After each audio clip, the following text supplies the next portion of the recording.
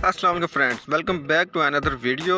आज की वीडियो में मैं आप लोगों के साथ ऐसे अमेजिंग और यूज़फुल गैजेट शेयर करने वाला हूं जो कि आपकी डेली लाइफ में इंटरटेनमेंट के साथ कई प्रॉब्लम का सोल्यूशन भी है।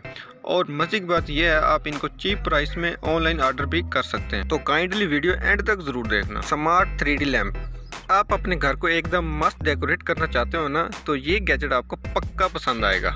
एक्चुअली ये एक ऐसा 3D लैंप है जो कि 3D इल्यूजन डिस्प्ले करता है। इसमें 7 कलर ऑप्शन है जो कि अपने मूड के हिसाब से आप चेंज कर सकते हो और ब्राइटनेस भी अपने हिसाब से एडजस्ट कर सकते हो।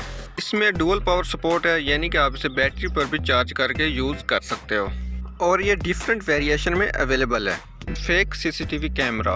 अगर आप अपने घर को चोरों से बचाना चाहते हैं और आपके पास गुंजाइश नहीं है CCTV कैमरा लगाने की, तो आप इस फेक CCTV कैमरे का यूज़ कर सकते हो।